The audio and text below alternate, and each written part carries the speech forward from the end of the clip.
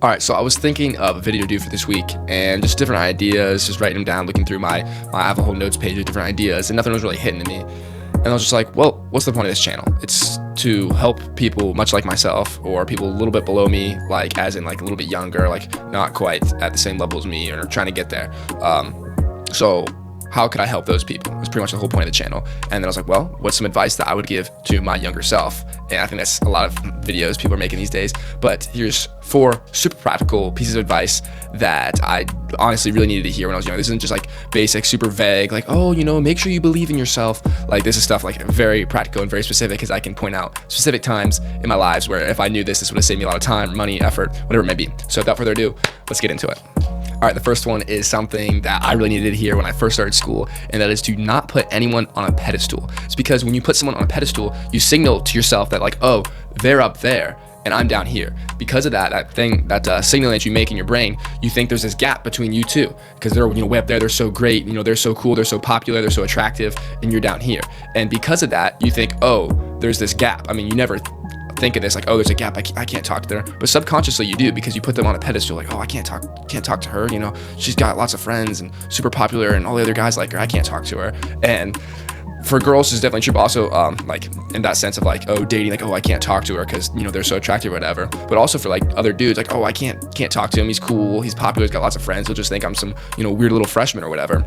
And that's not true at all, especially now that I'm the other side. I'm like the senior and older, and I know what I'm talking about. It's like, if anyone comes up talking to me and it's just normal, like, I'm just gonna treat them like a normal human being. Like, I'm not better than anyone. And also, like, just thinking no one's better. You can't put other people on a pedestal because you just signal yourself that they're better than you and that you're undeserving of them or whatever it may be. There's some different mentalities that people have kind of thrown up there over the years or whatever that I've heard, for kind of I guess finding a way to dumb down people or something like that. So you just mentally don't put them in a pedestal or something like that. One of them's like, oh, imagine everyone's naked, which is not good if you already put someone on a pedestal because you think they're attractive. So don't do that one. I just really think like, oh, they're just normal people. Like, they go home and they poop at the end of the day just like you. So there's nothing wrong with you, and they're not better than you in any way, shape, or form. All right, this one would have saved me a ton of time, mental bandwidth, and money. And that is to don't date anyone you wouldn't marry, as in like, don't date projects. And this is advice hopefully you've heard before, but if not, and it's the first time you're hearing it, it's really true. Lots of people, guys have heard like, oh, she's got so much potential or whatever, or oh, maybe.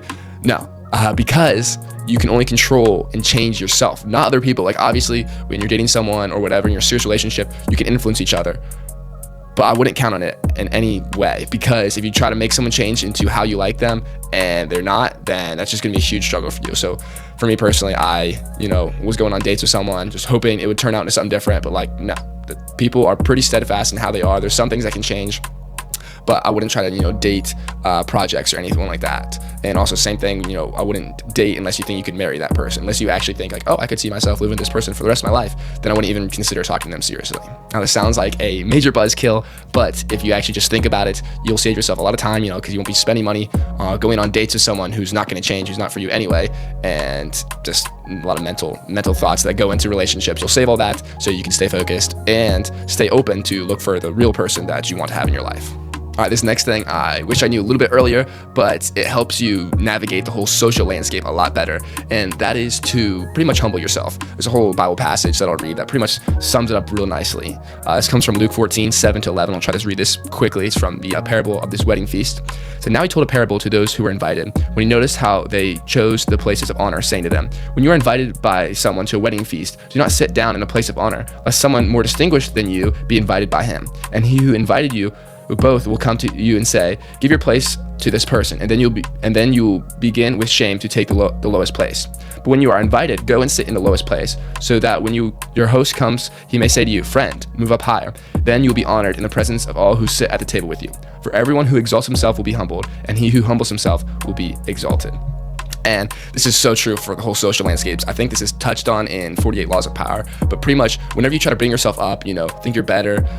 For me, real examples, I lift a lot. If I'm like flexing all the time, trying to wear tight shirts and stuff and trying to, show people how big and strong I am, people don't care. And if anything, they're gonna like, this also happens, or I see other people, it's kind of like a put off, like, oh, he's always wearing tight shirts, he's such a show off. it kind of just defeats the whole purpose if your point of that is to get big, to get, attention. But if, you're that guy who just wears big baggy shirts or whatever like that, and all of a sudden they're like, oh man, this guy, he's over here, they're telling everyone.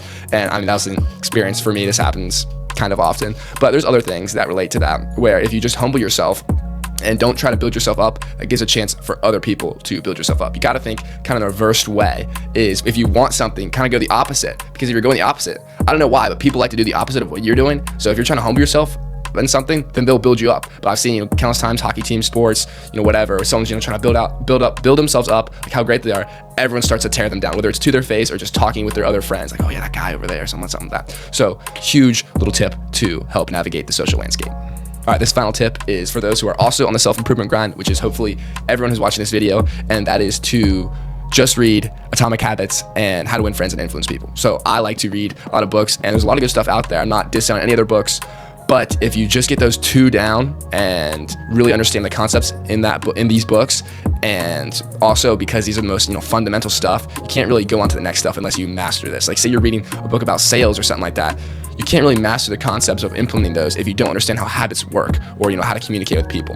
So I think those two books are the basis of pretty much self-improvement as it is. So I honestly think everyone should be required to read these books in some point in their lives, because they're just awesome. So really, instead of trying to move along and hop to different books and study different tactics, is if you just get these two books down, then you'll be set. So hopefully you found these pieces of advice helpful. I know if me from the past got these would be priceless, because they fit exactly what I needed to hear at the time. So hopefully they hit home for you too. And with that, continue watching these videos. If you like them, subscribe. And with that, I will see you next week. Peace out.